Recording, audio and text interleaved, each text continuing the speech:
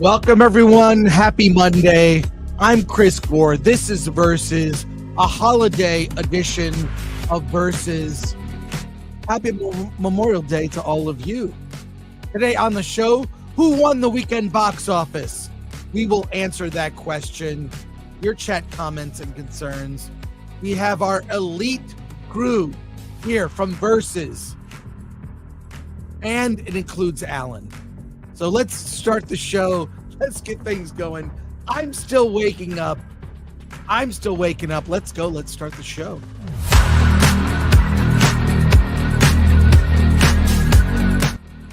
Wait, I clicked the wrong video. This is the right one.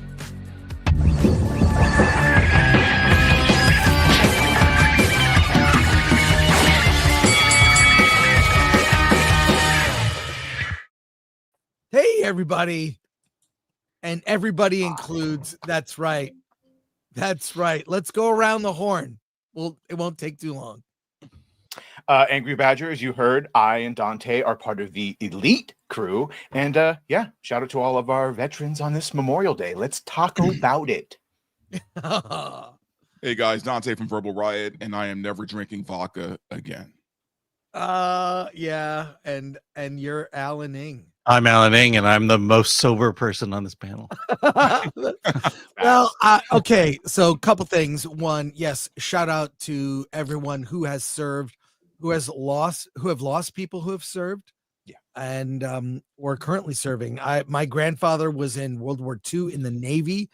My uncle was in Vietnam, and my son is currently a Marine, currently serving. So there you are. So shout out to everyone, and we thank them for their service. You know, a couple days of the year, I think they deserve a month or more, but you know, a couple days of the year we remember. So maybe when they get as much sacrifice as the gays, they'll get a whole month. And until then, just a day or two. We get, a couple days a year. We'll do that. But by the way, happy Pride Month for next happy Pride. Save it, Alan. Save it. We're not quite there.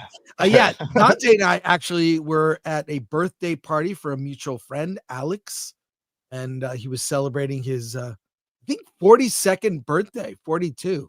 Could have been like Hitchhiker's Guide to the Galaxy themed, because everyone knows the meaning of 42. 42.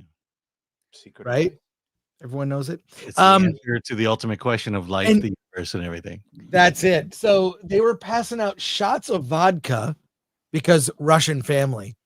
And I saw, I don't know how many times, Dante, you had a shot, and I'm like, it's passing by me. I know what happens. I did drink. Had some hard seltzer. I know that's like a girl drink, but I passed on the shots. You did not. I didn't, because look, man, they kept doing a toast, right? And when a Russian family does toast, it's impolite to not toast with them. That's right. True. So yeah, I did a few shots, not many, maybe 4. Yeah. 4, yes. When in Rome, come on, you got to. And maybe a couple of beers, but I don't know. Dude, it's just not worth it anymore. It's not. It was nuts. It was nuts. You were out of control. So. And not to mention the food, man. I mean, I got the meat sweats like 5 minutes into the meal. I mean, there was lamb. There was just like it was a barnyard of meat, and then the dessert cornucopia of meat, if you will. Oh my God, it was nuts. So there you go. But holy cow, look at this! Andrew Cram coming in hot, gifted 50 Film Threat memberships. 50. Holy wow, Andrew, that's $250. That's huge. Well, actually, our memberships are cheap. But we do literally the lowest, but that's $100. Well, that's nice of you, Chris. Might want to consider upping that. Should I up it? No, we're gonna keep it cheap. We want people to jump in. And then here we go. Member for 16 months, Andrew says, thanks for the level-headed distraction during wartime overseas. Oh wow. Yeah. Thank you for that. That's great. And then we've got some comments here. We'll go real quick. Thank you, Andrew. Grizzly Nightmare 80, have a blessed Memorial Day and offer a moment of silence for the fallen. Thank you. Thank you. Bo Edmonds, honoring those who sacrificed their lives for our freedom. Hashtag Memorial Day. And then, yes, US. Nick XH, happy Memorial Day from across the pond. Well, thank you for all of the Memorial Day wishes. And, we are not alone in celebrating Memorial Day, because at the Film Threat shop, it's our annual Memorial Day only special. It's 10% off in the Film Threat shop. Use offer code FilmThreat10 at checkout to get 10% off anything in the shop. So I want Alan to feel included on Memorial Day. Right, Alan? Yes. Included? I'm still trying to make the connection there. Because, we're all talking about family members and whatnot. And I noticed you were. I had two uncles. I had two uncles who fought in World War II. They didn't. Oh, well, why did you mention it? What side? Yeah. But they survived for one thing. They were protecting Alaska from the Japanese. Let's just put it that way. Oh, good. Well, there you are. So go to shop.filmthreat.com, offer code FilmThreat10 to get 10% off anything in the shop, like anything. And you know what's so funny? I took advantage of it. I got a Film Threat beach towel. I did. I got a Film Threat beach towel, and I got the Jaws themed shirt. And tonight I am going to see Jaws. Wasn't it just like an anniversary of Jaws? Some years. Yeah, I'm not sure, but it's the 50th. Yeah. Yeah, Steven Soderbergh. 50. Okay, yeah, talking about like 50, how it changed everything. Yeah. So I'm going to see Jaws on the big screen at the Aero Theater in Santa Monica tonight, 7 p.m. Tickets are still available from American Cinematheque. So there you go. I'm surprised no one else is doing this. What's that? 10% like off AMC's sale? not doing a Regal's. Yeah, doing a Jaws screening. Yeah, I'm really surprised too. I mean, it's a big movie that's a crowd pleaser. Like, I don't know why they wouldn't. Still holds up. Still holds up all the way Still through. holds up. Still holds up. And now that there are actual sharks killing people. Yeah. So now it's topical again. Yeah. Wait, quick question, Alan, from Reese Mack. Yeah, John. Alan, are you Japanese or Chinese? So, long story short, Chinese, but this was a time where the Chinese Exclusion Act was still active, and many Chinese Americans enlisted in World War II, including my two uncles. Wow. And because they were Chinese, they didn't want them actually fighting with white people, so they sent them to Alaska to protect Alaska from the Japanese. It sounds like an indie movie. That sounds like an indie movie or like a sitcom. I know, because what do they do there? They didn't do ice fish, dodge polar bear. I don't know. I should also say that my mother programmed missiles for during the Vietnam War. Jeez. All right, Alan, let's get to it and let's discuss this. Who won the weekend box office? I want to know. Anyone want to make guesses? Oh, I think it's an easy guess. Yeah, it's an easy guess. It's Lilo and Stitch. Yeah, no surprise. No surprise. Yeah, in fact, 145 domestic. Here, let me pull up the global if the website would let me. There we go. 340 million worldwide. That is this Sunday. That is insane. Is that it's already made its money back? Is it made more than Snow White in one weekend total? And let's find out. Thunderbolts. Let's really look at this now. The Mission Impossible. We'll get to Mission Impossible. That's insane. Because Lilo had $100 million for its budget, and then $100 million for its marketing. Yeah. And then you take half of that for box office. Right. It's on its way to $1 billion. Let's just say it. Let's see if Minecraft has gotten anywhere. Yeah, let's see. I think it's close. It was low 900s, but it'll get up. It's almost there. It's almost there. It was at 320 last week. It is just inching its way to $1 billion. It's creeping. Wait. It's way to creeping. Yeah. But no one's surprised by Lilo and Stitch, right? I mean, we all assumed it was going to make $1 billion. So Yeah. First Yeah. trailer was like, oh, it's gonna make $1 billion. And the so-called controversy, I don't think is going to dissuade it at all. Yeah, well, we'll get into that. But Lilo and Stitch, number 1 with 145.5 million. Number 2, Mission Impossible: Final Reckoning, 64 million. Final Destination: Bloodlines, 24 million, down 53%. Total take, so thus far, 94 million. Sinners, still in the top 10. Not only that, top 5 at number 4, dropped 28%, made another 11 million for a total domestic 258.8 million. Is insane. Thunderbolts at number 5 made another 9.1 million, coming in at total domestic gross 171 million. The Last Rodeo debuted at number 6, 5.2 million. Friendship, number 7, 4.5 million, with a total of 6.6 million. It expanded theaters Expanded to 1,000 more theaters. Yes. Minecraft hanging in there, 2.8 million.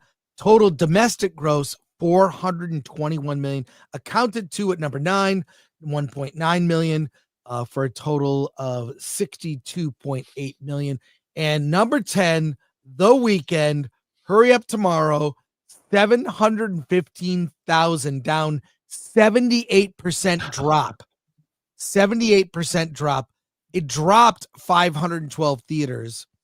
And now its total gross is 4.7 million. And the movie we talked about last week that I recommended to Alan, number 11, Jane Austen Wrecked My Life, made 259,000 only in 61 theaters. Yes, but glowing review from Chris, and it has nudity in it. Oh, And yes. It can only make. But my guess is this one probably has a bigger global. Nope, it doesn't. It's probably already been released in France. Yeah. Usually when we get foreign films, films from overseas, Here. we're one of the last countries to get it. It's weird. There's no numbers from France. Huh. Interesting. Audience Well, specific there you point. go. What kind of nudity? Yeah. Full frontal, I believe, is what you said. Of Yeah. which sex? Oh, the right one. Oh, okay. Good. Hey, let's talk about so there you go. So Mission Impossible. Any thoughts on this or where this is going? No, this is exactly what we thought it would be. Yeah. Look, I think any movie that was competing, even Final Destination, even though it did well, it was competing against two monsters, man. Like the drop off for Final Destination wasn't a surprise at all. Mm-hmm. Mm-hmm. Yeah, Like I think if there were no Mission Impossible or Lilo and Stitch, I think Final Destination would have had another great week. Disappointing, obviously, that this didn't do better. But like when you consider wrapping up, what a task it was going to be to wrap that up. I thought it was better than the last one. So hey, at least it's doing as well as it is. Well, I'm the complete opposite. I thought Dead Reckoning was way better than Final Reckoning. There you go. Yeah, I thought so too. Yeah, they did feel like different movies. Just bring up the international box office, outperformed domestic. So it has legs. It has support. That's a staggering difference in international and domestic. Mm-hmm. Yeah. Well, where do you think it's going to go here? I mean, let's just say this. We're going to pivot for a second. I'll just say this. There is some controversy. There is some controversy about Lilo and Stitch. And we exposed it last week. If you saw the video that has now gone viral from our channel, the young actress who plays Lilo effectively said it's no longer 2002 and that the live action version of Lilo and Stitch is better than the original. Now, It dated. Right. Now, all we did was show some of the junket interviews. Our friend Kira Lynn has a channel called Hollywood First Look. She does film junkets, interviewed the cast of Lilo and Stitch, and I wonder if people knew it was a joke. Alan caught on right away and called me out then played along. I couldn't keep a straight face, but we showed clips of the young actress saying the original is the new movie is better, the live action is better. Like she said she said these quotes in the most adorable, cute way. You could only take it as something that's cute. But the comment section for the video on our channel are a combination of either people trolling or not understanding it's a joke. Our producer Atomic Lori has collected the best quotes. Badger, maybe you can read some of these. It's kind of insane. I'm not going to read the names, but the character Lilo was a little monster like Stitch. They hired the right actress. So it a kid went to the Zegler Academy of Insufferableness. She graduated summa cum laude. So it's okay for the little girl to say this, but not Rachel Zegler. Hypocrites. What? That definitely probably was a real one. Yeah, her exact quote was "gross and icky." This is wild, man. This is some wild quit shit. overreacting. What do you expect them to say? Of course they are going to say their movie is better. Also, it's pathetic. You are mocking a 10-year-old. She's 6. Get it right. So these people think that we were serious. We were not serious. Oh, we here's were the having best one. fun with it. Chris, I hope you take this to heart. This is what you call toxic. You compare a 24-year-old to a 7 or 8-year-old, making a joke and laughing right afterwards. What is wrong with you weirdos? This is a young girl excited about their attention and being in a movie. She's talking about ice cream and crazy things a young girl would say when she feels comfortable and wants to be silly. You guys are toxic ASF, which I'm assuming that means as fuck. You guys are toxic. First of all, AF. I could not keep a straight face doing it. Alan called this out. So you're doing this bit, huh? How long did it take? He called me out right away. With the most lamest part of the bit.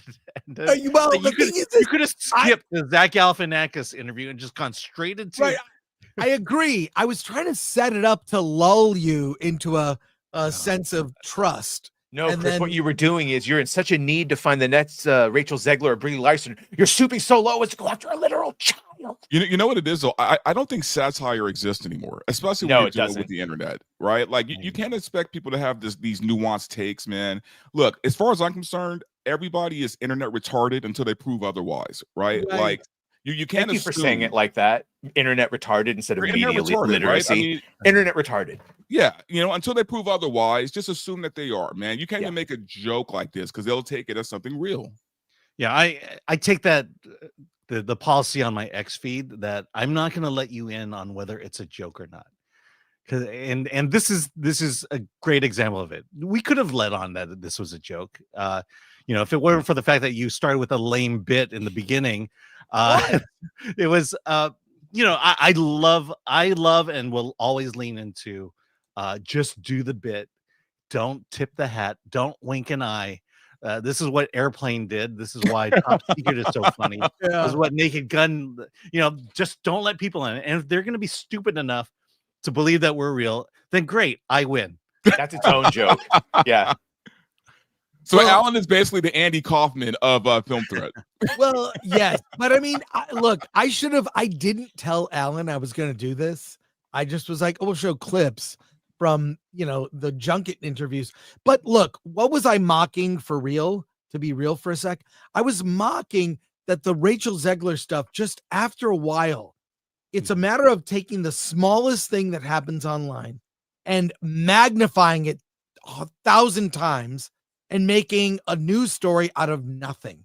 That's what I was truly drawing attention to, was sometimes we maybe take this stuff too far. It's in a little kid being a little kid. I mean, she is adorable. You cannot watch that and not love this little girl who has this great opportunity. She's really good in the movie. She's not acting. She's a real 6-year-old having fun. And we were having fun with that. So for those that got the joke, thank you. If you didn't get the joke, we win. We won. We win.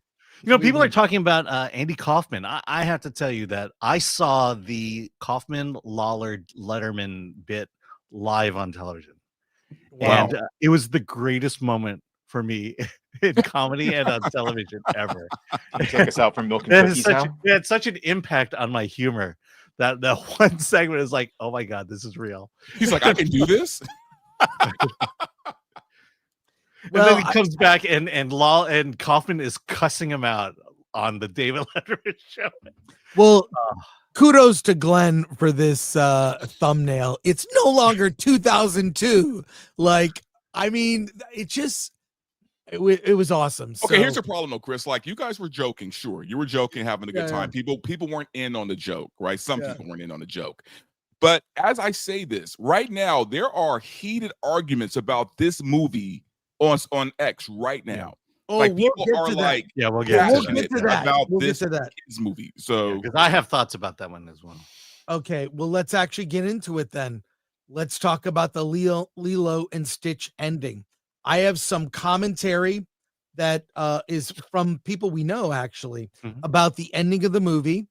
People are heated about this, and we'll get to it. We'll get to it right here. I haven't seen it, but I've heard Steph just last night vividly explain all her issues with it. And then Kata, obviously, who's like a Disney kid, has his issues. So it really depends on, like, I had someone who went into it saying I went into it wanting to hate it, and then he ended up loving it. So, well, here we go from Steph, My Nerdy Home. Here, let's read this. If you would, if you're going to watch Lilo and Stitch for the character of Stitch only, then you'll be satisfied with the new remake. If you're expecting the OG story, which emphasized the importance of family, then stick with the original. Mea Kolaha, whatever was amazing as Lilo. Oh, the little girl. All right, soft spoiler warning here. Gone is the message of Ohana, which only really applies to Stitch in the new movie. And in its place is a modern feminist version, which implies that children are a burden and will get in the way of you achieving your dreams.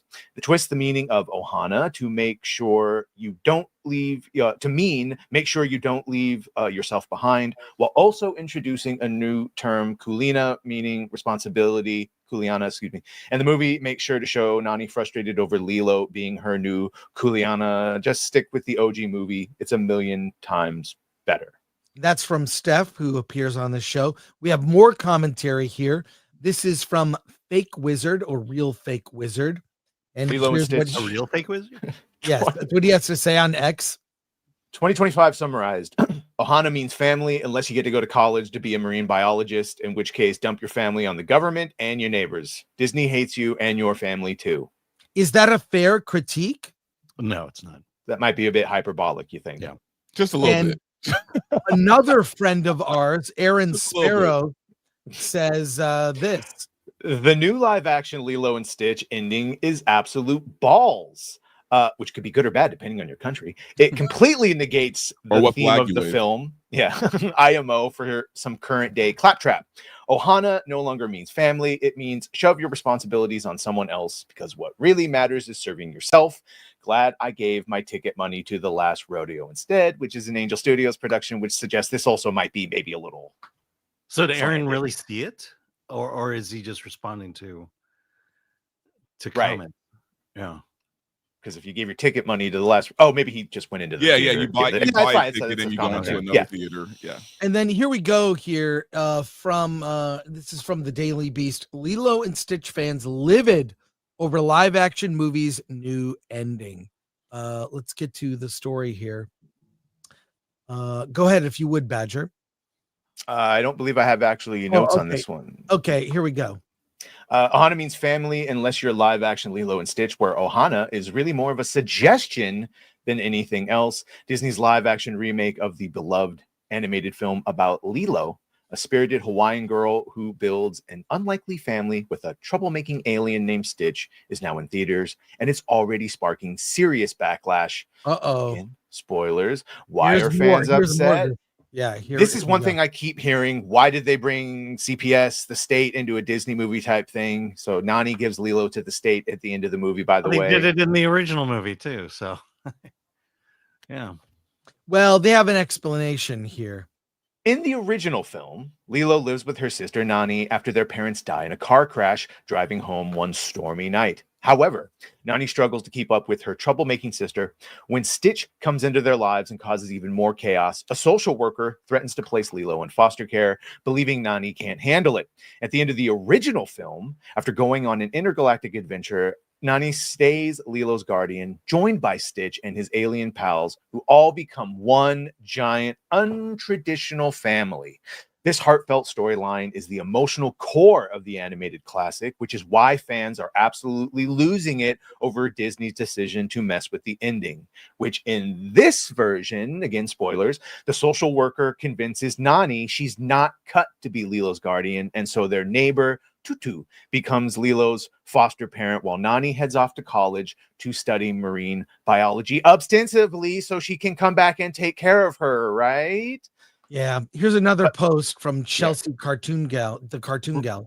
Remember in Lilo and Stitch where Nani cared for Lilo very much and used every strength of her being to protect her and did anything to keep her happy? Yeah, in the live action remake, she just leaves for college and the neighbors take Lilo in. Well, okay, in spite of this controversy, number one, a sequel I'm sure is in the works already. Already. And can you think of a live action Disney remake that spawned a sequel, like where it was loved enough or made enough money? Yeah, Maleficent and that second Mufasa, Snow White movie, Lion King, or the one with Kristen Stewart. It got The Huntsman. Sorry, but it wasn't because it was successful. That's not Disney. Well, okay.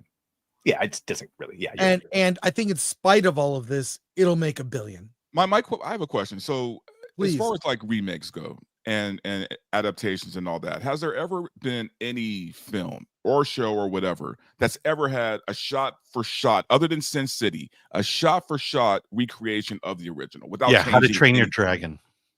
Soon to well. Have you seen it? Yes, I have. Okay. And Okay. it's I was just curious. I would what say a flex. it's 90%. It's 90% the original. Well, I mean, because I don't know. I just assume that there's going to be some kind of change when they adapt these things. There's never going to be a shot for shot adaptation. Yeah. I mean, if you look at the original cartoon, you realize that to make that live action is going to cost you a whole lot of money. And I think Disney went the cheap route.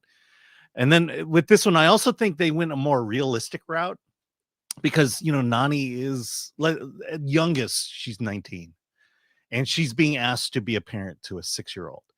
And the questions become, what does she do with her life? Is that her destiny now?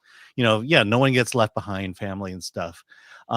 But at the end of the original one, there was a large family. There was Nani, there's David, there was Pleakley and Jumba. There was and Stitch. And they didn't have that in this one. They definitely changed the ending. But I mean, I see all this stuff and it's not like Nani just said, hey, I want to be a marine biologist and damn you, Lilo, you're holding me back. Nani was the last person who had to be convinced that this was the right thing to do. She throw out her free ride and she threw out her free ride midway through because she felt a responsibility for her family. And it wasn't until Tutu and David came in that there were now options. And also the fact that their house was destroyed. So if you're a 19-year-old raising a 6-year-old and your house has been obliterated, what do you do? As a 19-year-old, how much money can you make to support your family? She should have made an OnlyFans and she should have just done what she had to do. Whoa. So rather than become a marine biologist, she starts an OnlyFans account, because she has to, look, we can debate on whether that was the wrong ending or the right ending. The reality is that we judge this movie based on what's thrown up on the screen, and there is that. I've having worked in ministry for a long time, these situations come up all the time where kids lose their parents and they have to go somewhere. And if you can't, the best place to do it is with family or good friends, and that's exactly what happened in this situation. But there's aliens, Alan. Why did we have to? This is just what I see them saying. There's portal guns. The Stitch was there to help. Alan, as we got a bunch of comments, we're going to get to those in a second. And I also have some breaking news, but as someone who cried at the end, what are your thoughts about the controversy about the ending? I mean, I think for me, I'm not as I'm like, look, their family that's making it work. Yeah. You know, but as someone who did weep openly in a theater filled with people with your daughter crying watching the movie. Yeah. Weep I was openly. bawling. My daughter was laughing at me. No, but what did I think of it? I mean, Yeah.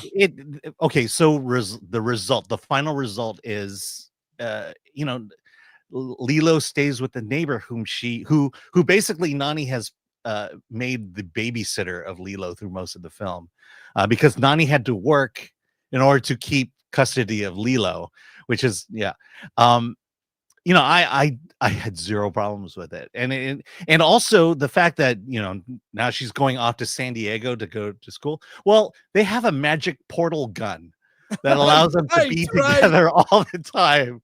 So there you go. That solves the influence that Nani can be with Lilo thanks to the portal gun that Jumba left behind. Look, man, I get it, right? We all have a distrust of Disney for very valid reasons. They've screwed us over time and time again. I understand it. I feel like in this situation, though, it was just a matter of practicality. You know what I mean? Like I don't know. I feel like it sounds like it's just and I haven't seen it. I haven't seen it yet, but it just sounds like it's a decent movie. Wasn't great. Wasn't like the worst thing ever. You know, and it made some changes that hardcore fans probably don't like because they love the original so much. Yeah. Is that fair? Yeah, It's fair. I also think that, you know, to get to where people feel about this movie is you have to dig deep into the plot that's not there. You know, I think when parents bring kids to it, I don't think kids are going to walk away thinking, oh, you know, foster care is always the best solution. You know, it really, the message is family. And the new family that comes about. And but it doesn't sound like, you know, like Lilo was lost to the system, right? She ended up with a family who cares. No, that's for her that's in the sequel. Be lost, but look, yeah, she'll get lost in the system in the sequel. Critics, I don't know how 68% is critics score on Rotten Tomatoes here. That I guess is fresh. 68 is fresh. It's fresh, but not certified fresh. When I was in school, 68 was a D. That was not good. 94% Rotten Tomatoes audience score. I would say that in spite of these critiques, and I think they're valid critiques, audiences like it. I think that matters more than critics. Even more so, do the kids like it? True.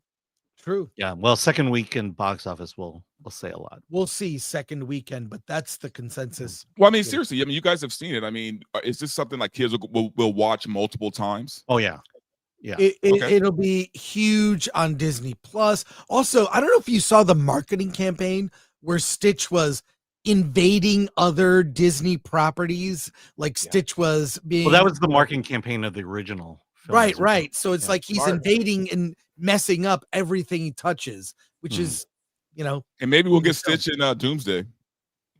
Yeah. Stitch will be in Doomsday. That was going to get a sequel. They can now hear the feedback and they can double down on the family narrative in the second one. She can make a whole point about she came back from school because the portal gun just wasn't enough. You know, now she got to get married and start her, you know, whatever. They can do the whole thing. Let's go to comments. Pilgrim Media for 2. Watched Mission Impossible. Liked it. Had to urinate 3 times. That's a long movie.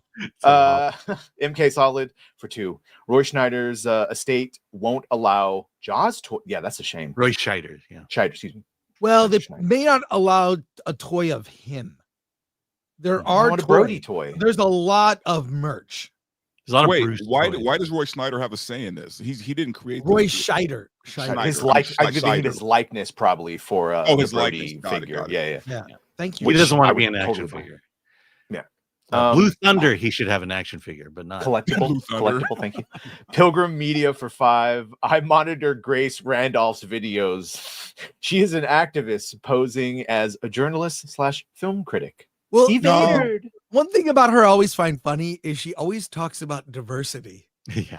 She's like, well, the diversity was really good. Diversity, it doesn't matter if the actors are good. Are people talking about diversity in Mission Impossible? You know, it was great. The guy who was the submarine captain Tillman from Severance. He plays Mr. Milchick. He was great. He was so good in a bit part, but he got like Mhm. applause. Yeah. But because he's from Severance and he's left. Also, I rolled my eyes at the 2 female VTOL pilots and also thought That about the didn't bug me. helicopter craft and then the female commander on the aircraft carrier, which don't exist. But hey, it's a fictional movie. Yeah. Red French Moon for 2. At least it's marine bio and not social studies. Yeah. There you It's go. a real degree. Jose Yeah. Taco. Oh my God, the sister comes back with blue hair and like a septum ring and 199. That'd be great. By the way, Hannah Waddington is in both Lilo and Stitch and Mission Impossible. There you go. It has that Elvis scene, right, where she plays the record with his Yes. claw. Yes, it does. Yes, it has They Elvis. didn't. I wish they leaned into the Elvis thing more. That it clarified that she is a massive. That's fan. probably a budget issue. Probably. I think. The cheap. I don't know. budget. The first movie got a whole bunch of Elvis music in it. Sorry, Angela Bassett gets a pass as the president because she was already in previous movies and she fucking slayed that role.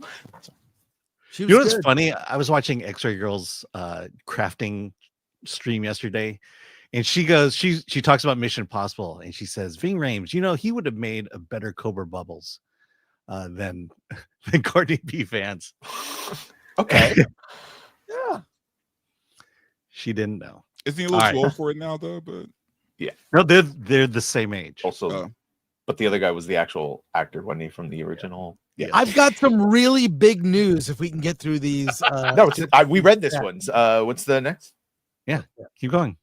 Film Threat is a Rumble rant for $1. Real men are only allowed to cry for Lonesome Dove. Thank you, Caveat Ties. Couple comments here. Then I'll Uncle break Jim- this news. I have news Uncle to break Jimmy. to all of you. Raining cash this weekend. I understand only anecdotal, but all 3 lots at my theater were packed, and that never happens. Gabor George, I absolutely loved MI8, my favorite film of the year so far, and a must see in IMAX. Definitely see it in IMAX. Must see an IMAX. Hi, think I'll do that. Sin. I should do that this weekend. Sin from Sin's Corner. I Hey. knew Lilo and Stitch would win big. I loved that film. Was not expecting to adore it as much as I Mhm. did. Yeah, a lot of people feel that way. All right, breaking news that affects you all. We got our panel approved at Comic-Con. oh, thank God, man. It's not the panel I wanted, though. Is It it, never the, does. is it the horror IP? No, it's the Indie Filmmaker Survival Guide, but I will craft it. And Dante, you'll get a badge. Badger, does Badger need a badge? Badger needs a badge. My Okay. question is, when did Film Threat become the bad boys of the con circuit, dude? Like, when did that happen? We were Like, always that. we used to be like the darlings of. No, but fucking we always cons, got- dude. I Like, don't know about We always darlings. got panels, and I don't know about darlings. I'm gonna correct you on that. I don't know that that's like. I mean, we had like 2 to 3 panels every year, and then all of a sudden, man, we just got blacklisted. well, that last Jedi debate was a huge. Oh, that was that was that was a wrong, little but- Yeah, that got us in trouble. But Did it? we will do a panel. I can't tell you exactly. Wait, let me confirm here when the panel is. But we will do a Film Threat panel at Comic-Con. It is currently scheduled for Thursday at 7 p.m. in Grand 6 at the Marriott Marquis in San Diego. Yeah. So Marriott Marquis, tentatively Thursday at 7 p.m. Then after that, I think we'll go see a movie. But yeah, it'll be a 1-hour panel. isn't that Fantastic Four week? Correct. No. Yes, it is. Actually, is. it is. Yeah. It is Fantastic Four week. Yeah. So there you go. That's So we very won't be good. able to see it that night. Unless we Yeah, go to- no, we can. We could just have to go to like a 9 p.m. show. Okay. So, Alan, we're looking good. Yep. Okay. We're looking Wow. good. Man, So- how quick time flies. You Yeah. want my daughter to video it and get her a badge? Yes. Can she Okay. video the panel and then she'll earn her badge? Okay. Okay, good. Great. No, that's good. Hey, Yeah, that is great. Great news. okay. Fantastic Four is coming. We all know it's coming. And there has been some videos that have come out. I don't know if you've seen this. There is a new promo for the Fantastic Four. I'm going to play it for you now. It's, I think, is it to promote the NBA Finals? I'm not sure, but let me show it to you here. We've got new footage with Johnny, Mr. Fantastic, Invisible Woman, and they are, I'll play it and we'll discuss it. Another video came out too, and I'm confused. We're just going to watch these and we will discuss. The story continues as the Fantastic Four arrive at the Baxter Building. Will they make it in time for tip-off? Statistically speaking, the team that wins game 3 Why are you has... taking the elevator? I could just fly there. I'll press 8 more times. Does it make it go faster? Nope, but flying would. So, Statistically speaking, we don't make tip-off. There is a 100% chance that Johnny is going to be too fired I up. didn't know you were into stats. See? Worked. Okay, just helping Herb in the kitchen. You gotta have delicious snacks for the game. Don't do that. You're going to ruin your appetite. The story continues as the There Fantastic you Four. go. What do we think? I think these NBA promos they tie in are incredibly lame. They don't age well. They're shot just for the finals. I don't know. I'm not a fan. So what do you guys think? That You know showed what's me how funny? much That I hate is- these. I don't. My opinion about that commercial is completely like hinged on Pedro Pascal. I just don't like him. I feel like if that were a different Reed Richards, I probably have no problem with that commercial. Yeah, I don't I know. don't think I like any of them. I just don't. He's not Reed Richards, man. And every time I see him, it just takes so much away from me wanting to watch this movie. I can't get behind him. Did you see recently that David Tennant from Doctor Who had his eye on Reed Richards? He wanted to get in the MCU, and he kind of thought, well, I might make a good Reed Richards. What do you think? I don't No? see it. Look, I'm saying Well, it would have been better Pedro. than Pedro. He is better than Pedro. The problem is Sure. we've also heard him talk about his politics and what he believes, and so I'm also just as put off by it. Well- The more I hear from all of them, the less I'm excited. Vanessa including. I How don't well know. does he lick a lightsaber? That's what I Okay, want. I'm just gonna say it. The comics do a decent job of portraying this, but I see Reed Richards more manly, Right. right? Like supposed to be a big we Chad keep with- talking about these. I'm not gonna call them twinks, but I don't know. I just see Reed as a manly guy who's just the smartest man in the world. Like Pedro doesn't put that off, man. Neither does David Tennant. They're bait on I that. see with like Dante. John That's what it's Hamm. called. Like Yeah, John like a John Hamm. Hamm would be like a Reed Richards. You know what I mean? Well, you know what it is? He doesn't come off as a leader. Right. He definitely of what I've seen so far, he's definitely taking a backseat to Sue. I would say she looked like the fucking leader of that. She's forefront in the camera. She had the most confident voice. I don't know. Well, let's see. Speaking of manly, Dante, I don't know if you've seen this video. Let's Oh, watch God. this. Hell no. I am a lazy 50-year-old bougie. What, you don't want to go and get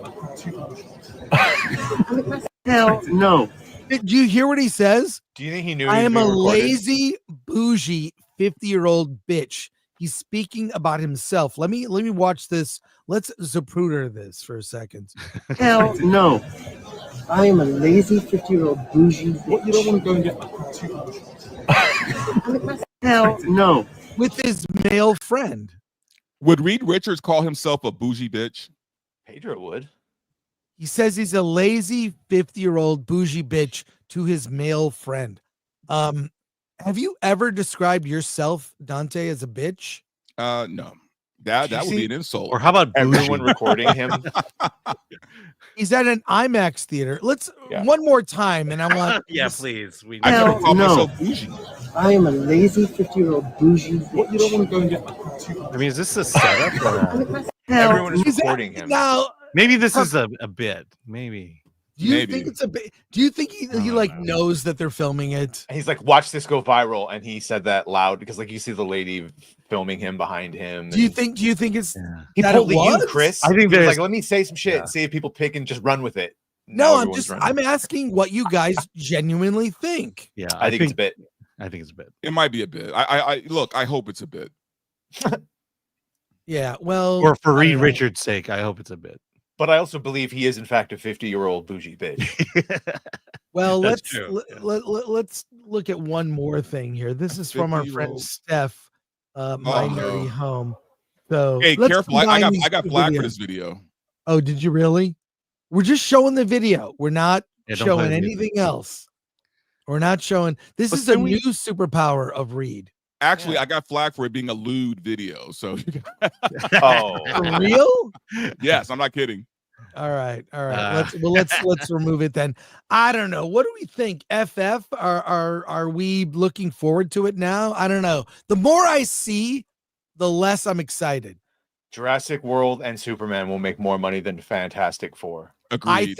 I think in light of Thunderbolts tanking, Thunderbolts will make less than Captain America Brave New World, which I think, okay, Thunderbolts, it's probably a better movie. It is a better movie, yes. It's a better movie, but Thunderbolts was better. It's not going to outgross Captain America Brave New World. I think people are over Marvel. They want something new. I think the more we see of Fantastic Four, the less I like it. Yeah. Superman is the wild card, and it seems like they're doing, it seems like it could be bad marketing, good movie in the case I think of people are going to Superman. like it. It's just been horrible marketing. Yeah, and I think Fantastic Four, we're seeing what it is.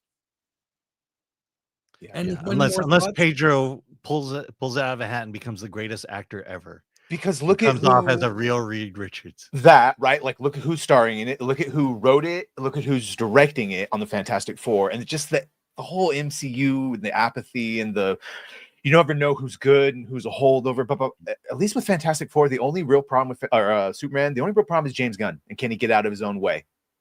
Just, you know what I'm saying? But if he can, yeah. Well, I put a link in the video to James Gunn's new IG post, and oh no, we're gonna get to that. We're gonna get to that. A little concerning. Let's go to comments here, and we'll pivot. Sin's Corner at Film Threat. You guys have all the fun. I'll be at San Diego with you in spirit. Got a dip for a work meeting. Have a great rest of your stream. Thank you, Sin. Thank you, Sin. Sailor Mercury, Pedro is not Reed Richards.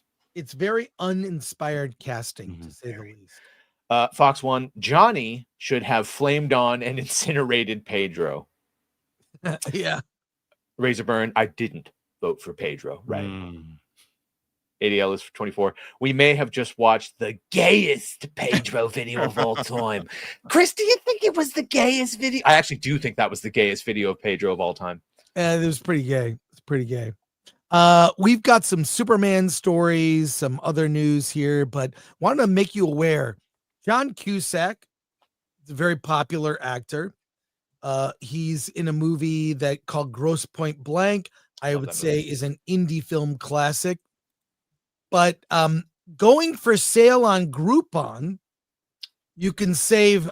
Normally, the tickets are an evening with John Cusak and a screening of Gross Point Blank on June 20th at 7 p.m. It's at the Louisville Palace in Louisville. Tickets on June 20th. Tickets discounted from $53 to $35 a ticket. Wow. It's a great movie, but he's super compromised, is he not, by politics currently? And he might yell depending on It's just, I don't know. When you're having to sell tickets on Groupon, is that a good thing? It's not. I can tell you, we have the Anaheim Grove here, and there are 2 screenings with set up just like this that I wish was on Groupon. The first one is John Cleese and Monty Python and the Holy Grail, and the second is William Shatner and the Wrath of Khan. I can't afford to go to either of those screenings. Yeah, because they're packed. Yeah. Well, here we go. Here's the graphic. Explore deals. I saw people posting about this. That's like how the mighty have fallen. I mean, I don't know. Maybe a movie palace, that's hard to pack in. But what are your thoughts?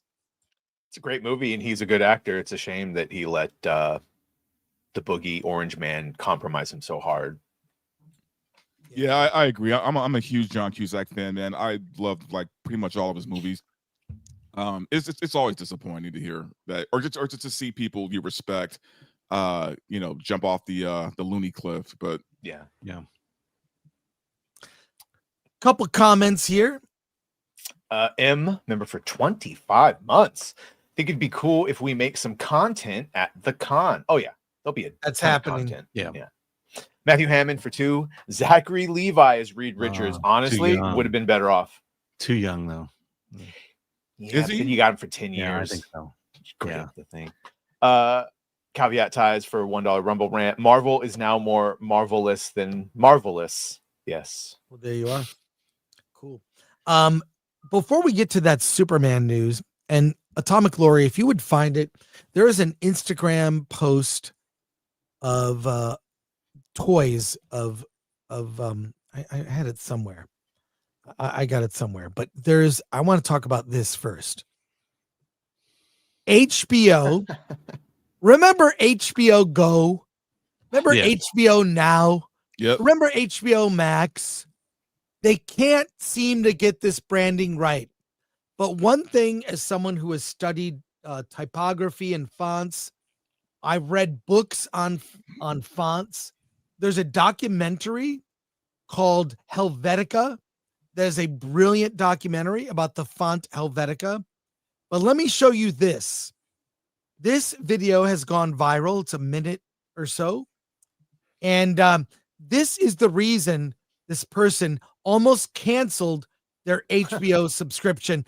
If you've not seen this video, prepare to be shocked. Shocked, I tell you. Let's watch this. And for those of you that do design and typography, this will rock you to your core. Let's Get your watch barf this. bags ready. Yeah. Get ready. You're about to watch your favorite show, and you notice this. You notice something. What is that?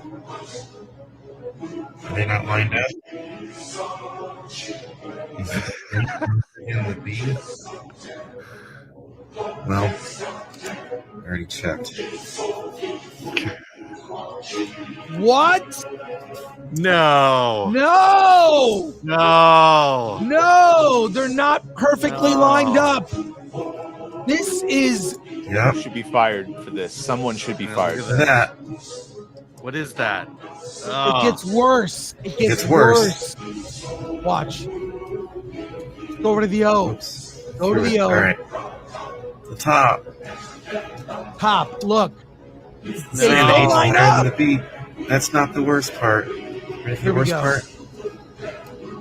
The O. What is will- what's the O doing? No. No. Sticking way off the worst top. thing. It's way higher than the H. Oh, that's horrible. That's even higher than the H. The whole team should be fired. Why do people don't care anymore? Yo, what is going on? I don't know what to say. People just don't care anymore. This is what our men and women sacrifice for on this Memorial Day to have I- this. Cannot Unacceptable. believe that. I mean, that's insane. That is insane. Sloppy work. Sloppy work. As my people say, razy. That's like that video of the woman who's watching like the shapes, and she's like, "It goes into the square," and then she keeps putting it in the same. What is it? No, yeah. How did they get away with that? By the way, what level of autism do you have to like notice that? Yeah, to have caught it. Yeah, that is insane. That's insane. So I know, it's like, was it the mistake that we're amazed at, or the fact that someone caught it? Both. I never stopped calling it HBO Max, by the way. And when they announced that they're going back to HBO Max, I just laughed. I was like, yeah, because you're Well, stupid. You and- should have never and to stopped be- calling it that. to be clear, they're not fonts, but typefaces. Oh, I wanted to express my knowledge of all of this. So there you go. All right, guys. I made a solemn vow to not talk about the Acolyte. I vowed we wouldn't discuss it anymore. We're not talking Acolyte, but this is too good not to share. Where's my season 2? What did we find here? These Acolyte, this is someone took comments about the Acolyte, made it into a song, and this will be my solemn vow to you. This will be the last time we ever discuss the Acolyte until season 2 on Film Threat Plus comes out. But gentlemen, let me share with you here on this Memorial Day comments sung aloud about the Acolyte. Let's enjoy this together here. The power of two. The power of I'll charge our thanks and apology. This show get one too many. The cringe is strong with this one. Someone was paid to write this. The power of Lou Jansen. This is amazing. In my car alone at night, completely embarrassed. I am sorry, Jar Jar, please come back. I'm repeat Star Wars in a toilet far away. Oh my God. Who makes these? I love this channel. Oh my God.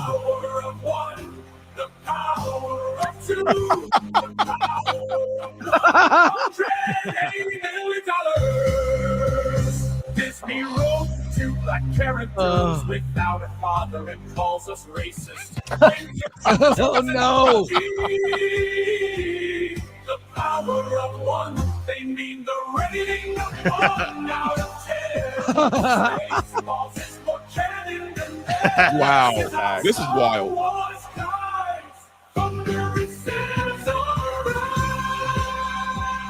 This is a bot, man. Thunderous scissoring. This channel is PS Intellect, I think, is the name of that channel. Give them a shout out. They're good. They're good. Bravo, bravo. I love it. I love it. I blame the Acolyte on the extended universe. Let's How go dare to you. comments here. How dare you? Graph went for 2. That's it. Hashtag cancel HBO Max. Oh, he switched I it hope up. not. Yeah, no, he'll never stop. No, here we go. Graph went for 2. In the name of all that is holy, hashtag cancel Disney Plus. Graph, what do you think of Peacock or Paramount Plus? Yeah. Apple Plus is going to be this next one. 80 Ellis 24. Fire everyone. Yes. Yes.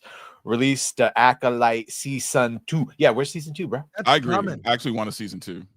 All the Black series are like $11 right now. The 6-inch ones, Chris. You could really make a production of it. Oliver LaFerry Farag. First, Maya Kaloa. Now the HBO logo. What will Film Threat break next? We are breaking big news on this channel. And let me get right to it. Here we go. You love The Matrix. Lilly Wachowski, formerly of the Wachowski brothers, now the Wachowski, I guess, sisters, you might say. This is from them.us. Oh, what? Oh, boy. Calm down, men. Calm down. No, thanks. Let me zoom in on this. And I do Lilly have the Wachowski. Let me read the headline. Lilly Wachowski to adapt dystopian horror about trans people hunting feral men for survival. This is by the Matrix director will reportedly adapt Manhunt, the popular 2022 novel by author Gretchen Felker Martin. I'm being very specific about pronunciation. And this article is written by James Factora. I'm going to zoom in on James. There's James. But I think you have the notes for this story. Yeah.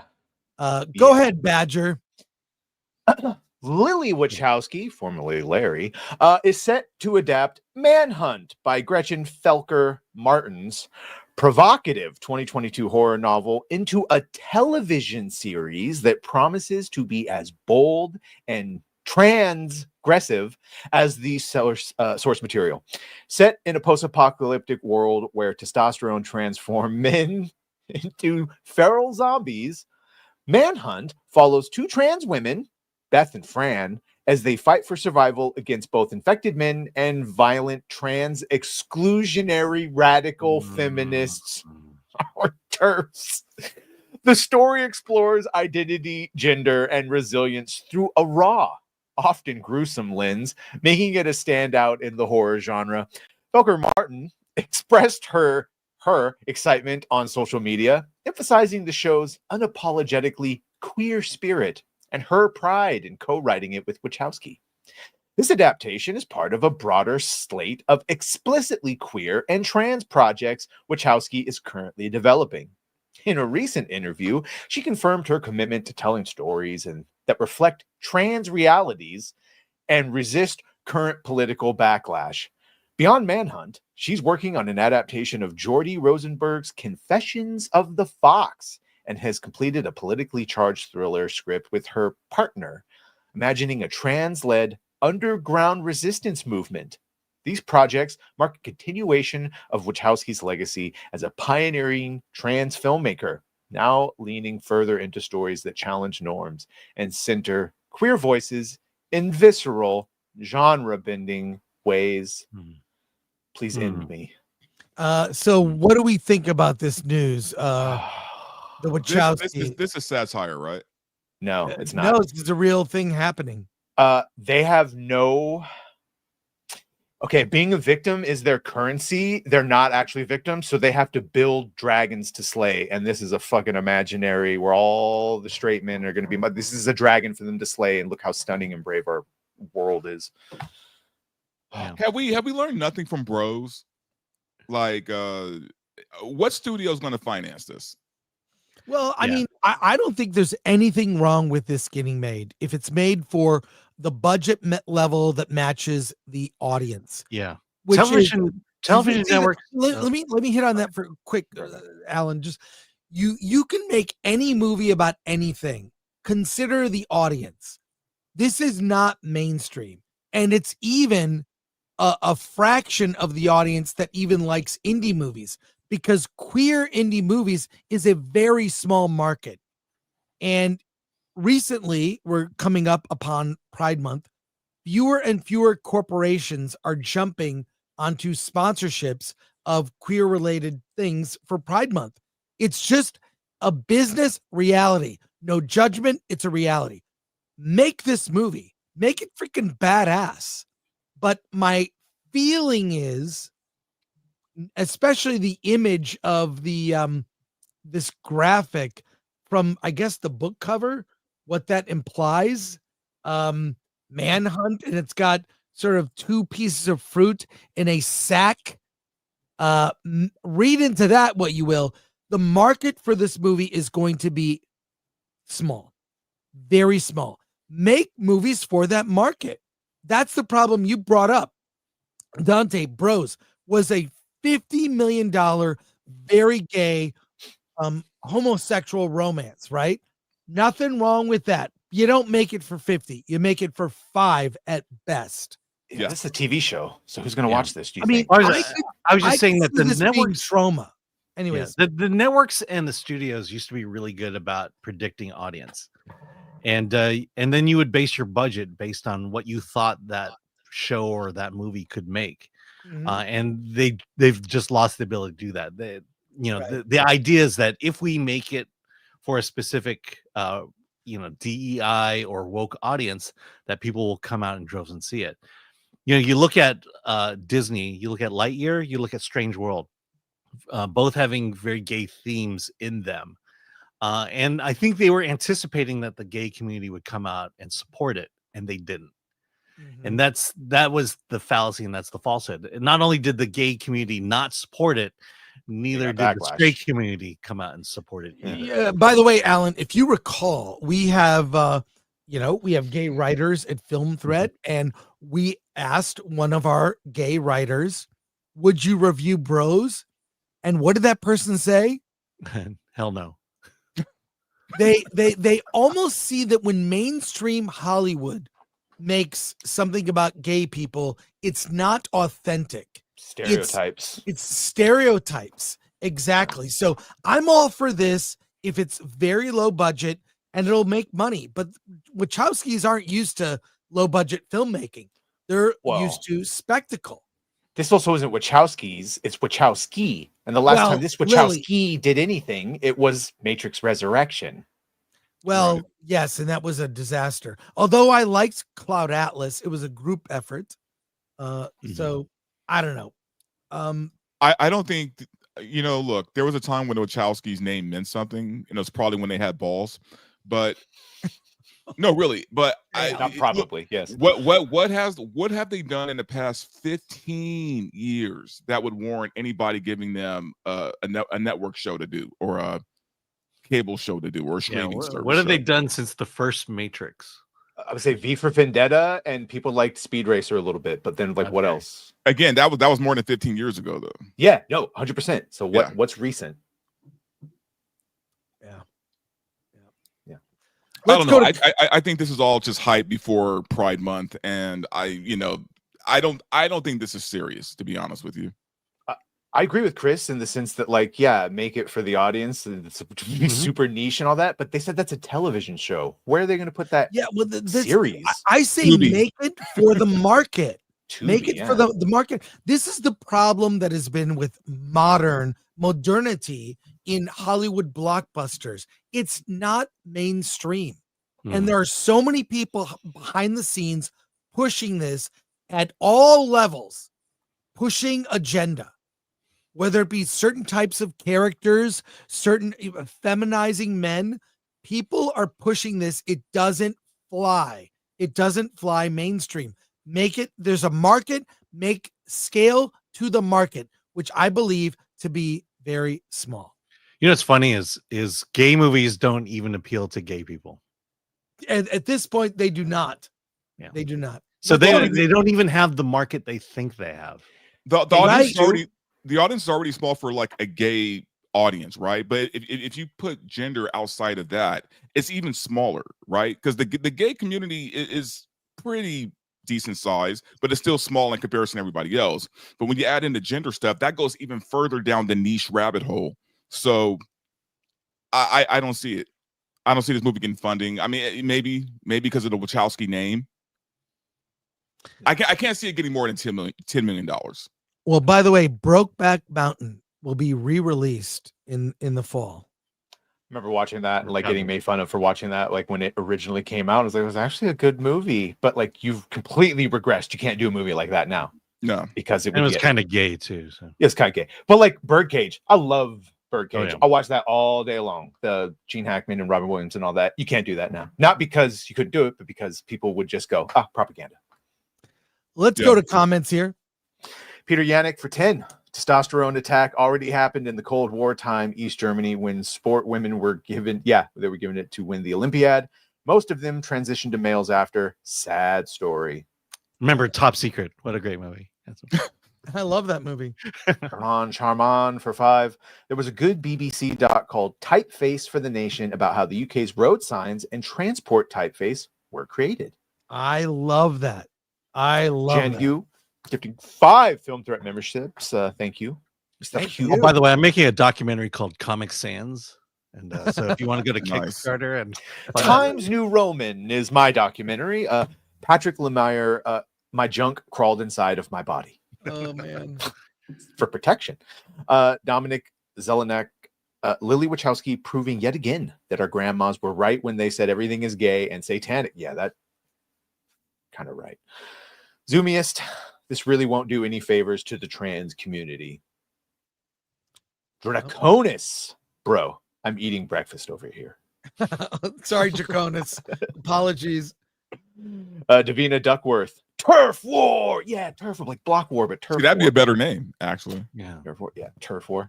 Barton Bella, member for 8 months. $50 says it has a J.K. Rowling reference and death.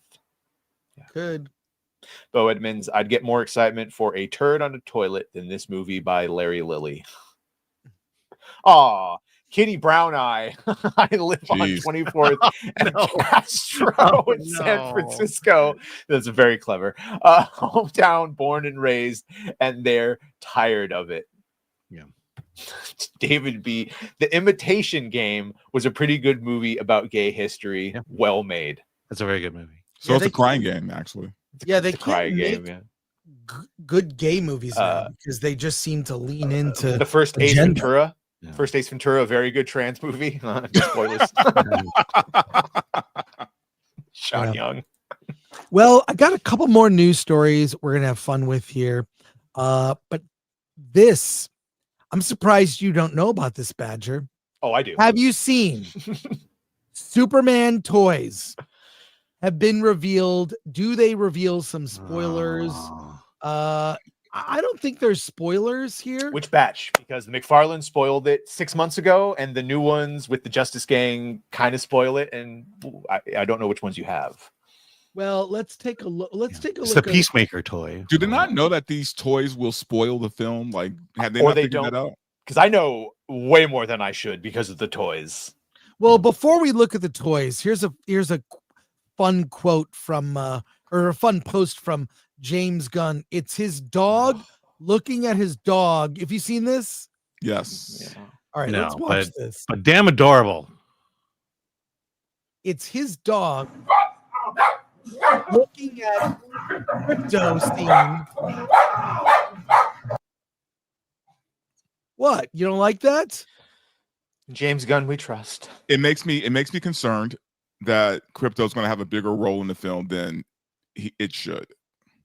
Well, He has I a big am role in the told- beginning of the movie. Let's put it that way. but here's a look at the toys. Let me I don't mind a do little this. crypto. Yeah. I just don't want the whole movie being crypto. So we finally got confirmation that it's the Justice Gang. Boom! Slime time! Superman versus Kaiju Battle Pack. Other figures each sold separately. Superman movie rated What? PG-13. He says in the beginning that Superman calls in the Justice. It's the Justice Yeah. Gang. Here. Let me restart that. Sorry, Instagram videos you can't pause. Like That can't be their name. here it is. Dang it. Kaiju. Hang on. Rawr. I'm Superman. Two Rawr. monsters destroying the city. This looks like a job for Superman. He flies in with a powerful punch. Ew, guts. slime explosion. Yeah, yeah. I The like the kaiju is slime. reloading for a That's bigger kinda battle. Call in the Justice Gang. Get him, Green Lantern. literally Mr. Terrific just- teams up. So that Hawk is Girl a soars JG in on to their help chest. Superman save the day. Boom! Slime time! Superman versus Kaiju Battle Pack. Other figures each sold separately. Superman movie rated PG-13. I Are almost people wanna going buy to get it. upset? What do you think of that? Going to get upset that he killed something? Superman shouldn't kill. Wait, that's is, true. is this just real? the fact that the kaiju has No, to that's open his those back. are real toys. Just Yeah, the fact that in the reloads movie his the back. kaiju has to open his back so that you could pour in the Put that ooze. slime back in there. That is, yeah. Yeah, I Dante, don't- that's real. I don't No. mind it. I don't mind. Lex Luthor and Baby Kaiju was one of the first toy leaks, and Ultraman and all that shit. And then, yeah, Dante, do you think it says JG because it's Justice Gang, or because that's also James Gunn's initials? Oh dear God. Just No, food for I- thought. I I don't know. I don't know. I think it's fine for kids. I don't see anything wrong with it, to be Oh, honest. the Justice toys are fun. Gang though, the Justice Gang. Yeah, That's what 'cause Maxwell have an Lord's awesome, team. They have an awesome winning dance every time they defeat the bad guys. You can get on Is that Fortnite. true? Probably. Well, no, I'm thinking of the Justice Boys with a Z. They do this. Why not just call it James Gunn's Justice League? That's the concern, right? Look at all his decisions. His Robin is because he liked Damian, the asshole. He picked Guy Gardner because he likes him. He's an asshole character. He made the dog an asshole because his dog's like that. If he likes it, it's the right choice. So, but I wonder if James Gunn is going to pull like if he's going to be like the Stan Lee in all his films, right? Where James Gunn has like a cameo in every film that he makes, right? Is that what's going to happen now? Well, It's going to be the James Gunn universe. But for Stan, it was an homage putting him in each of them. This is very different. And by the way, Stan Lee was in the comics. Like he was a character. They had, Foom, Friends of All Marvel, Stan Lee, Excelsior. You'd see him in the pages. He'd respond to letters. Stan was from the beginning of Marvel a character in a sense. He was worked into the comics and certain characters. Mr. Fantastic is based on Stan Lee. Certain characters. I love the theory that he was one of the Watchers. Yeah, that. I love it, but I think James Gunn, it's not. I don't know. We'll see. You know, I really started to worry real quick is at the beginning of Creature Commandos when it had an animated James Gunn at his typewriter. In the fucking intro, I was like, oh, yeah. Okay. Quick comments here. Let's go. Do you remember the What If comic book where what if the Marvel bullpen got Fantastic Four powers? Let's go to comment. Yeah, Dr. Fauci's pardon prison butt for 5. Does anyone else think Tom Cruise should be the head of He should be the head of Hollywood. I'm feeling some Robert Evans energy here. Let Tom make movies people want to see. Wasn't Tom Cruise the head of United Artists for a while? Yeah, I think he was part of that. The thing is this, maybe when he's less on screen, he should. He has the instincts of someone who understands the audience. Well, and studios. You saw that thing I sent you, Chris, from Justine Bateman reposting it, where Cruise basically said he called one studio and said, "Yeah, I'm making my movie," which he wasn't, and then told their studio. We played the video last week. Yeah, he should be in charge of everything. Ron Sherman. Oh no! Now we know how the kaiju dies. Yeah. Red French Moon for 5. Should we stop calling the Tim Burton's Batman Tim Burton because they were pretty Tim Burton-y? Why Gunn can't be an author in his movie? Oh, that's fair. The Tim Burton Batman, people call it that, but I don't think Tim Burton calls it that. Right, people called it that, not himself. Yeah. Yeah. I was a kid during the press tour, so I can't tell you if Tim Burton made every single fucking thing about himself, but James Gunn is pretty much doing that. Yeah. Bill S. Preston Esquire. Do folks remember Scrooged, where Robert Mitchum's character wants TV shows for dogs and cats? There are whole channels for that on YouTube, and there are apps for Roku. That is real. Earth needs heroes. I'd rather the dog save the day than the girl boss female sidekick. There you go. Well, we're going to end with this. This is a very short version of Versus for the holiday. I want to watch this with you guys and ask a question. This is one of those AI trailers. I know you guys are sick of them. Lord of the Stars. We're going to react to that trailer and then ask the question. Are IP mashups the end of IP? Let's watch this together and we'll have fun watching it here. Here we go. The universe has changed. I feel it in the water. I feel it in the force. I smell it in the air. A great disturbance stirs in the a shadow that creeps across the stars. Wow.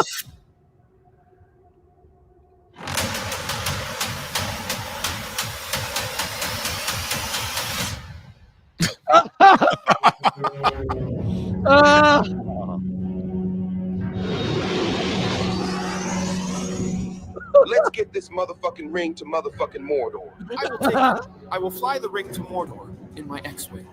One does not simply fly into Mordor. Oh my god. Do you speak it?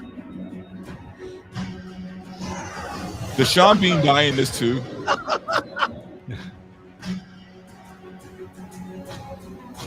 Orcs are stormtroopers. Love it. Type out it.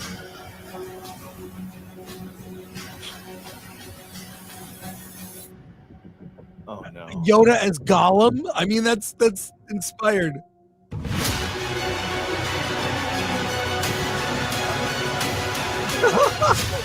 What? Yeah, we're not there yet, but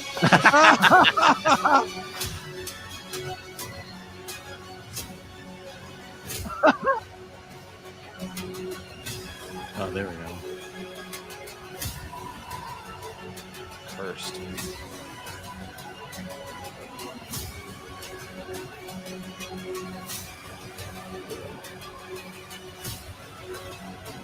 Oh man.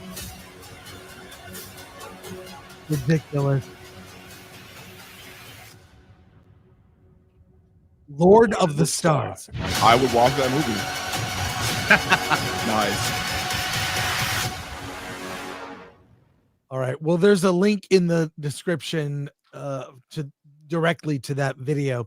What do we think? See, I really believe you laugh now that a Lord of the Rings Star Wars mashup is ridiculous. That is the last place to go. And there is precedent. DC, there's Spider-Man met Superman. Oh, there's tons of crossover. But there's tons of crossovers of IP. Star Trek Next Generation met the X-Men. Okay, that's a comic that is real. Spider-Man, biggest Marvel character in licensing, met Superman, biggest for DC. That happened in a comic. I think this will happen just as I predicted. Skibbity Toilet would be a major motion picture. I predict there will be IP mashup. It's already happened. Alien and Predator has happened. I think IP mashup is the final phase. I got Godzilla versus Justice League over here. So yeah, you might as well. So here's the question. Who wins, Darth Vader or Gandalf? Well, there are videos about that, like on the internet that exists. They do. Do you think a studio will do Marvel versus DC? They already, well, I already got Marvel versus DC, the Amalgam comics, which all they'd have to do is comic. A movie I'm talking. But this isn't anything new, because I remember like back in a couple of years ago, they had the Versus show on YouTube where they would like mash up like Nightwing versus Superpower Beatdown. They still have that. Yeah, Superpower Beatdown. Yeah. So I mean, this has always Sun. been like a thing that was in the atmosphere.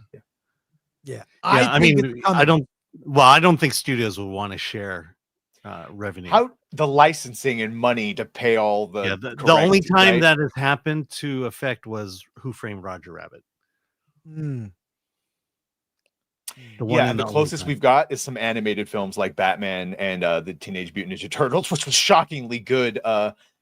So we're getting there, maybe. But yeah, how do you get all the scissoring with paying all the correct people, especially in those bigger ones? I wouldn't say it's the future though. I think like it may happen like here and there. I don't think it's going to be a regular thing. Yeah, I don't. Not if studios have to share. But I think Marvel versus DC, that could be a one-time event.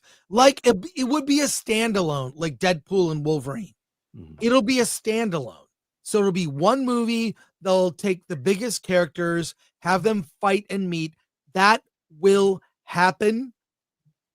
It'll be in 2030 when they're at the end, right? And also, it could happen when these characters fall into public domain. 2030? 2030, they'll barely be starting the X-Men reboot. right. Which I have no hope for. Let's go to comments. Starring Cynthia Erivo as Storm. Denzel Washington is Black Israelite Magneto. But I think you can get something more likely, like Marvel versus Predator, because it's in the same house. Yeah. That's more likely to happen than crossing over from one studio to the next. Predator kills the Marvel universe. I agree. Here we go. Comments. Aaron Charman. Don't want me to have fun saying his name. Aaron Charman. Just think of all the fun we could have when everything is in public domain. I'm doing a Batman film. Tom Siebert, I dare say I'd pay to see this. It made me laugh. I wanted to show it to you guys. Chelsea M, the elves with the lightsabers actually looked cool. Yeah. And we have to thank our mods, MK Solid today. Appreciate you. Want a final reminder today that there is a 10% off sale, or it ends tonight at midnight. So go to shop.filmthreat.com, use offer code FilmThreat10, all one word, FilmThreat number 10, 10% off store-wide, everything in the shop today. Today, it's been all weekend. We've been promoting on social media, but promoting it for you now. Go, if you were thinking about getting something from the Film Threat shop, like the shirt that I'm wearing right now, this shirt, Free to Be Indie, or Alan's shirt, the Krull shirt, the Krull inspired shirts, go to shop.filmthreat.com, use discount code FilmThreat10. And want to say thank you to Angry Badger, Verbal Riot, who's recovering from his hangover. And slowly but surely. Yeah. And thanks to Alan working on a Memorial Day and did a review over the weekend. I appreciate that, Alan. I know I bothered you about it. I sent you like 9 messages. Oh my God. No, we have a system. We have a system. I agree. The system doesn't always. Hey, this person did not follow the system. The system is Alan. Alan. That is the system. Just that is the, oh wait, I didn't play that today. I had a video. Hello, for that. Mr. Christopher Gore. Let me just say, I don't care if you ever find Alan, but a deal is a deal. So I'll say it, Alan, Alan, Alan. And one last thing, I don't like you or your reviews. Leave me and my AI alone. Okay, thank you. Thank you, AOC. She has never been hotter. That's nice. And it's AIOC. AIOC. And also thank you to Atomic Lori. She is the shop mistress. I know I probably shouldn't have said that. But Atomic Lori, thank you to her and Glenn Nuccio. And thank you to everyone who sent in a super chat and just participating. Have a great Memorial Day. Go to a barbecue or see Jaws in the theater like I'm going to do. What are you guys doing this afternoon? I have a brisket in my smoker right now, and I need to get 10 to. Nice. Yeah, I'm going to be playing Clear Obscure all day because I just downloaded that game last night, and I've been looking forward to playing this game for a long time. So that's what I just beat and I'm the sure Oblivion gummies will be involved. remaster. Will gummies be involved? No, I'm detoxing today. Today I'm just drinking lemon water and eating salads. That's all I'm doing all day. Okay, there you go. Badger, what about you? I should be playing Claire Expedition 33 because everyone loves it, but instead I'll be playing modded Skyrim for the billionth time because that's what addiction does, and looking for tabs for BadgerCast later. So awesome. Be fun. All right, Skyrim's take care, everybody. Happy Memorial Day, and Alan. Let's get out of here.